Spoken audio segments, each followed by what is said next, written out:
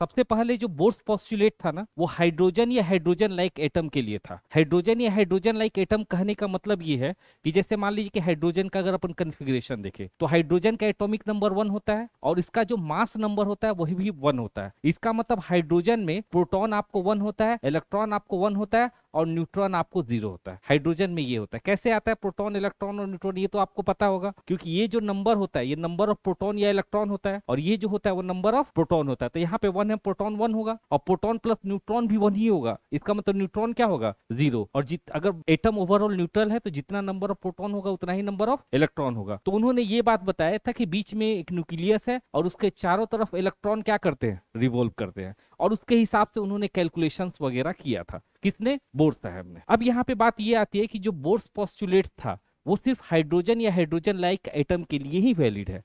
क्यों? क्योंकि रीजन ये है, जैसे मान लो हाइड्रोजन के ऊपर मैं हीलियम लेता हूँ, क्या लेता हूँ, हीलियम, तो इसका कितना हो जाएगा, हीलियम 2 4। तो यहाँ पे प्रोटॉन तो आपको 2 होगा, न्यूट्रॉन आपको 2 होगा, इलेक्ट्रॉन आपको 2 होगा। प्रोटॉन और न्यूट्रॉन से कोई दिक्कत नहीं, क्योंकि प्रोटॉन न्यूट्रॉन तो दोनों न्यूक्लियस में है, उसको उससे कोई फर्क नहीं पड़ता है।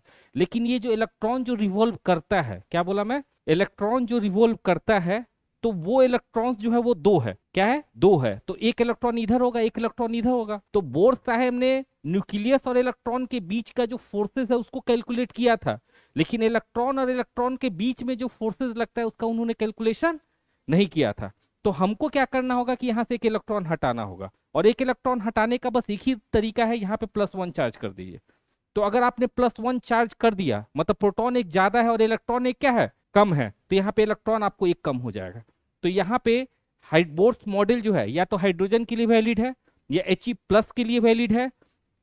अगर वही बात लिथियम के साथ देखा जाए तो लिथियम +2, इन्हीं सब एटम के लिए वो वैलिड है। मतलब ऐसा एटम जिसमें इलेक्ट्रॉन कितना हो, 1 हो, अदरवाइज इलेक्ट्रॉन निकाल के उसको पॉजिटिव चार्ज बना दीजिए। तो पहला स्टेटमेंट वही लिखा हुआ है, आप देख सकते हैं क्या लिखा हुआ है। जो एटम होता है, एटम जैसे मान लीजिए न्यूक्लियस होगा, उसके चारों तरफ कुछ स्पेशल ऑर्बिट्स होते हैं। उसके चारों तरफ क्या होते हैं, कुछ स्पेशल ऑर्बिट्स होते हैं। हालांकि एक ही इलेक्ट्रॉन की बात करेंगे अपन।